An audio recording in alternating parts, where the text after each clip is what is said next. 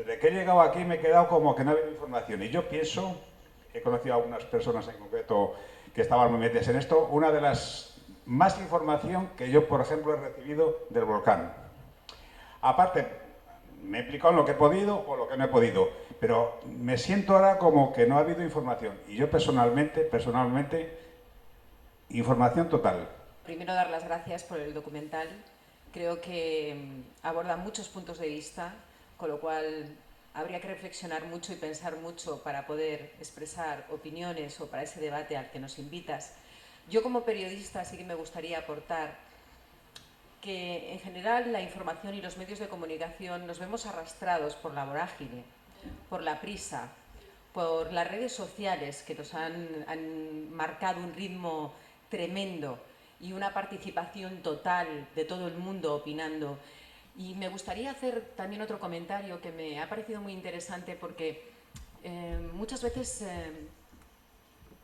tenemos planes, hacemos muchos proyectos, pero se ha dicho en este documental algo muy importante. Luego no los conocemos, no los leemos, no los preparamos para poder aplicarlos cuando llega el momento. Si ahora se habla de que hay que hacer un nuevo plan de emergencia, que hay que revisarlo, me parece estupendo, pero luego la gente que lo tiene que aplicar tiene que conocerlo, tiene que saber cómo eso, en el momento que llega para hacerlo, saber hacerlo. Y me encantaría, de verdad, porque es que es un trabajo muy completo, felicidades, y ojalá tengamos mucho tiempo por delante para poder hablar sobre ello y para mejorar todos lo que nos corresponde a cada uno. Para ir pasando todo lo que, o la recuperación final de los afectados, queremos tener nuestro nuevo hogar y nuestra nueva casa. Y ahí sí que tenemos prisa y quizás la administración no está siendo consciente de que todo el proceso psicológico que estamos pasando, lo que hemos perdido la casa, esa prisa está ahí y va a formar parte, la parte final de la recuperación completa, es decir, empezar a crear nuevos recuerdos en tu nueva casa. Ahora mismo pues, me estamos desplazando, estamos de alquiler, yo en concreto ahora mismo me he mudado a un ático y de repente he vuelto a respirar porque veo toda la zona del Valle Aridane y digo, oye, es que llevo un año encerrado con respecto a donde vivía y evidentemente queremos recuperar la vida que teníamos antes y ahí eso va a ser una cuestión de coraje, corazón, inteligencia y recursos, ¿no?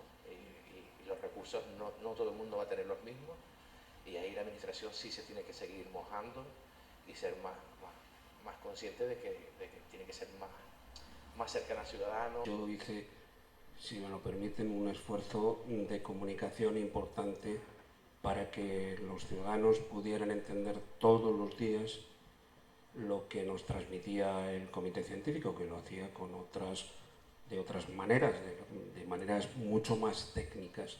Entonces, una de las cosas que nos pusimos encima de la mesa es la de poder comunicar en un lenguaje más entendible a la ciudadanía. No sé si lo conseguí, pero les aseguro que hice ese esfuerzo, ¿no? Problema número uno que tenemos en Canarias. Hemos estado de espaldas a los volcanes y eso lo tenemos que reconocer todos. No estoy hablando ya de los poderes públicos, estoy hablando de la ciudadanía en general y de los poderes públicos también. Eso tiene que cambiar y eso cambia con formación, evidentemente, y con información. Creo que los jóvenes son vitales en este aspecto y los centros de enseñanza son los puntos donde tenemos que empezar a movilizar en el futuro toda esta formación y toda esta información. Y luego me van a permitir también decirles que es la primera vez que nos estamos enfrentando a un volcán en una conurbación. Esto es muy importante. O sea, el Teneguía pues, fue casi, yo lo defino en un pequeño artículo, como un volcán benévolo. Realmente lo que hizo fue aportar riqueza y no generar daños. Y aún así hubo víctimas. Sin embargo, este volcán ha hecho enorme daño y es un volcán en el que todos hemos tenido que estar aprendiendo. Los científicos han podido aprovechar, están aprovechando todavía, es un campo de experimentación enorme. Los servicios de protección civil, de emergencias, hemos tenido que ir aprendiendo sobre la marcha. Y luego está el postvolcán, que es todo lo que estábamos poniendo encima de la mesa, todo el daño que hay a la población, todo el daño social, psicológico, económico. Eso también es terrible. Entonces, yo quería poner esto sobre la mesa porque el aprendizaje para todos es vital. Fíjense que nosotros, a pesar de todos los pesares, y que a pesar de que desde el día 11 de septiembre hasta el día 19 han pasado 8 días, y sin embargo en el Hierro, desde esos enjambres hasta que sale el volcán, pasan meses. Y claro, esto sirve para aprender. Oiga, no es lo que pasó en el Hierro y no es lo que pasó en el Teneguía. Este es un volcán que se aceleró. Porque claro, aquí se hablan de semáforos. Yo les recuerdo a ustedes que nosotros antes de la erupción sacamos a las 17 personas que tenían problemas de movilidad reducida previo a la erupción propia del volcán. ¿Por qué? Porque lo dijo Nieves Sánchez, lo dice Nieves Sánchez muy claro, no se sabe cuándo. Puede ser inminente, pero no se sabe cuándo. Sin embargo, en la dirección de Pevolca, el mismo día por la mañana y antes de la erupción, evacuó a las personas de movilidad reducida. Y también quiero decirles que se hizo un esfuerzo también. Todo fue muy rápido, como digo, del 11 al 19. Sobre todo del 13 al 19, que es cuando se incrementa todo, cuando sube el epicentro de los sismos, del enjambre sísmico. Pero es que el día anterior a la erupción se montan 2 reuniones de la ciudadanía que vive en las inmediaciones de las manchas, precisamente para decirles qué es lo que tienen que tener preparado y cómo tienen que actuar en caso de que haya una erupción. Que yo reconozco que no pensaba que 12 horas después íbamos a tener esa erupción. Y la tuvimos. Se hizo un esfuerzo. Yo hoy sé muchísimo más que sabía, he aprendido mucho y también estoy evidentemente a disposición de lo que necesiten, sobre todo en esa nueva pensada del plan especial de protección civil y atención de emergencias por riesgo volcánico en Canarias, que es lo que es el PEVOLCA realmente, ¿no? Pero claro que lo tenemos que modificar. Es que, como decía Julio Pérez, el consejero, es que está en movimiento permanente, es algo revisable día a día. Pero es que, bueno, día a día, cuando digo día a día, sí, bueno, cuando digo día a día quiero decir que es algo que se puede movilizar, que se puede cambiar y luego, después de una experiencia de este tipo, también mucho más. Y luego decirles que hay determinados colores que la frontera es muy difusa y está claro que muy probablemente si nos hubieran dado 6 horas más la erupción habríamos tenido el semáforo naranja. Pero bueno, esto es así, es historia. Perdonen, muchas gracias. Parece un trabajo estupendo. Yo soy Carmen Romero, soy profesora de la Universidad de La Laguna. Llevo muchos años ya, más de 40 años trabajando en volcanismo histórico de Canarias y no terminamos de aprender.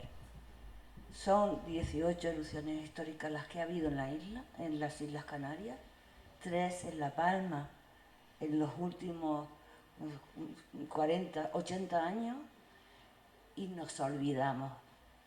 En todas las erupciones ha habido procesos de evacuación, en todas las erupciones ha habido daños más o menos cuantiosos.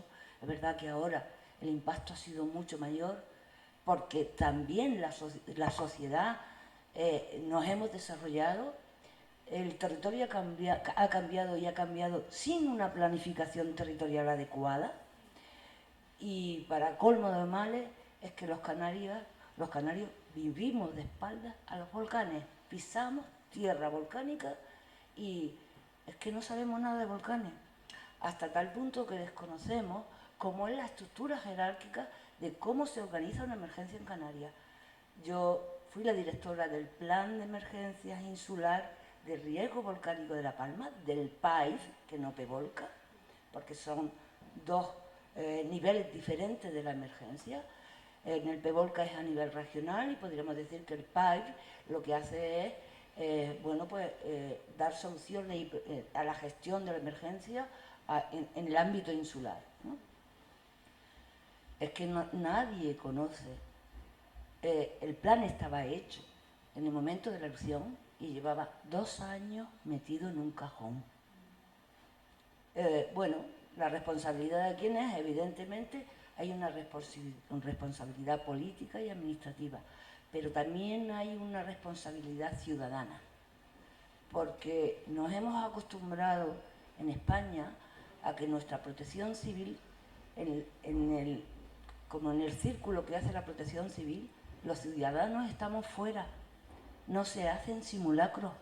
En un territorio volcánico debe hacerse un simulacro. La población debe formar parte activa de ese círculo que es la emergencia, porque al final son ellos mismos los que tienen que saber qué hacer en el momento de la emergencia. Si es que en Canarias, es verdad, tenemos unos paisajes excelentes, un territorio que es muy rico, depende de las islas, ¿no? Y sin embargo, no sabemos nada. No sabemos qué hacer durante una erupción, no nos han formado, no tenemos interés. Como tú has dicho, la erupción se ha desarrollado en La Palma. Si tú vas a Tenerife ahora, en este preciso instante, a preguntar exactamente qué es lo que hay que hacer durante una erupción volcánica, la mayor parte de la población no lo sabe.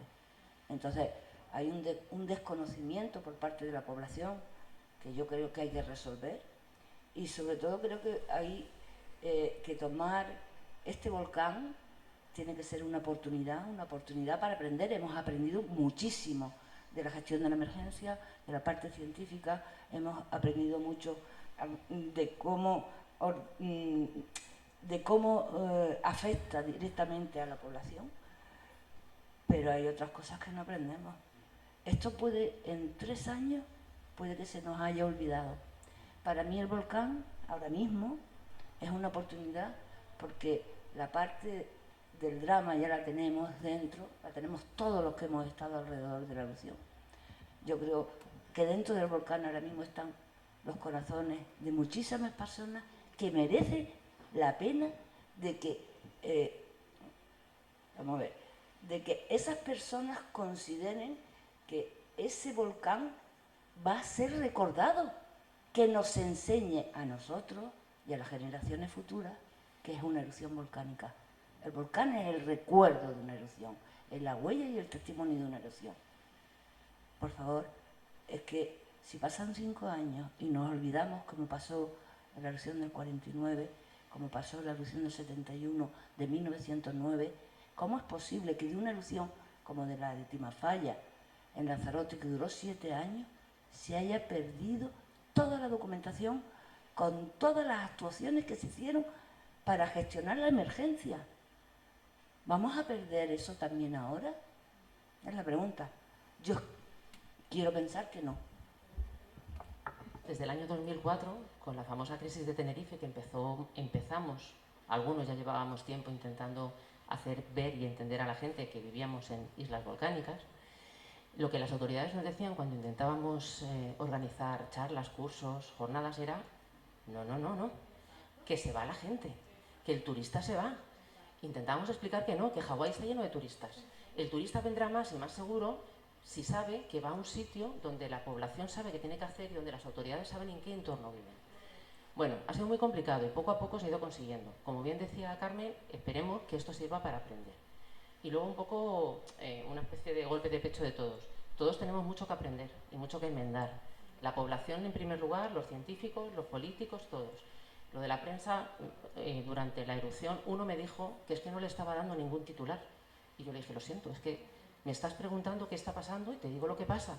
Yo no estoy para darte titulares, estoy para intentar informar y transmitir a la población de verdad lo que está pasando para que lo entiendan.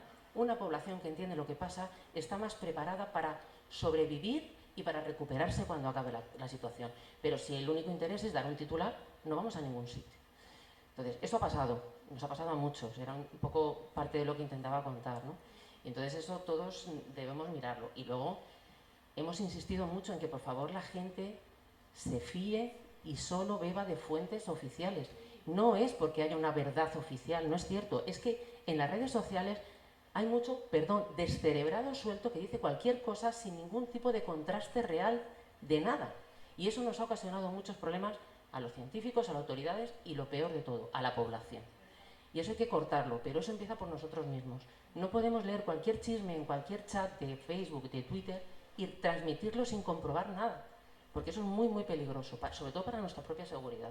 Entonces, yo con que la gente se quedara con eso me daría por satisfecha.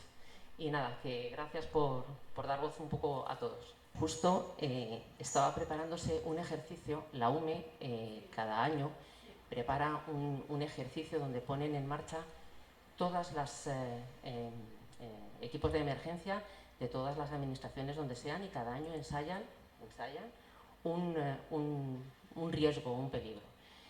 Para el año 2020 estaba preparado el ejercicio Canarias 2020. Era un ejercicio que implicaba una erupción volcánica en Gran Canaria y un terremoto en Tenerife. Estaba cambiado, sí. Bueno, una cosa es una situación teórica que lo único que pretende no es que científicamente o volcánicamente en este caso fuera real, sino cómo ensayar el despliegue de todos esos efectivos y de poner en marcha los planes que hay en cada lugar, ¿vale? Y cómo hay que realizar ese despliegue de muchísimos efectivos de la península, del resto de islas, y cómo actuar. Eso lo han hecho con terremotos, con accidentes nucleares, inundaciones, y en 2020 tocaba el ejercicio Canarias 2020. El ejercicio Canarias 2020 fue el mismo fin de semana que se cerró el mundo, por así decirlo, porque se confinó a la población y fue en marzo. 2 días antes estábamos todos preparados para hacer el ejercicio y llamaron por teléfono y todo se canceló. 2 días. Tú estábamos un montón de gente. O sea, que las cosas se van haciendo, se van intentando, y de ese tipo de ensayos se sacan un montón de lecciones, sobre todo qué falla en un plan, qué falla en el despliegue, qué falla en la transmisión de información, en la jerarquía, en quién tiene que asumir qué papel, quién tiene que resolver qué cosas, sanidad, comunicaciones, transportes, no sé, todo lo que se nos pueda ocurrir, ¿no? Y si algo falla, anotarlo y modificarlo. Y era eso solamente. Y una cosa que se me olvidó antes, el PEVOLCA no se actualiza porque esté erróneo, se actualiza porque el propio plan contempla que tiene que estar en permanente revisión, porque se elabora con lo que hemos aprendido hasta ahora. Como ahora aprendemos cosas nuevas porque han pasado cosas diferentes, hay que implementarlas. Y lo que no teníamos contemplado hay que volver a incluirlo. Y lo que falló, cambiarlo. Y lo que no estaba contemplado, incluirlo. Era solo eso. Ya. Lo que he puesto de manifiesto en mayúscula es la palabra crisis, ¿no? Porque los humanos hemos colonizado un territorio que no es fácilmente colonizable. O eso es lo que pone de manifiesto. Entonces, yo que soy residente en La Palma y soy afectado por esta erupción, creo que hay que hablar de la palabra crisis en mayúsculas, porque para seguir siendo residente en La Palma y seguir arraigado y fijado a este territorio que de vez en cuando me da este vaivén y me dice, oye, mira, serás residente administrativamente, pero te borro de un plumazo todo lo que significa tu arraigo aquí. Entonces creo que hay que utilizar con un poco de responsabilidad, o más responsabilidad, como decía la señora Carmen Romero Ruiz, ¿qué entendemos por recuperar y reconstruir la isla? Porque yo a lo mejor me pregunto, digo, estamos poniendo a lo mejor las primeras piedras de la siguiente destrucción. Entonces, yo sí creo que documentales como este y otros que vengan tienen que hablar de cómo podemos ser residentes en un territorio volcánico. Porque no está nada claro, nadie habla de eso, se nos habla de oportunidades del futuro, fantástico, pero no vamos a vivir en tiendas de campaña. Y yo pongo como ejemplo que esto no es ni una riada, no es un incendio que deja el territorio y yo puedo volver a ocuparlo. Y voy a poner como ejemplo, y ya para finalizar, el corredor de los tornados en Estados Unidos.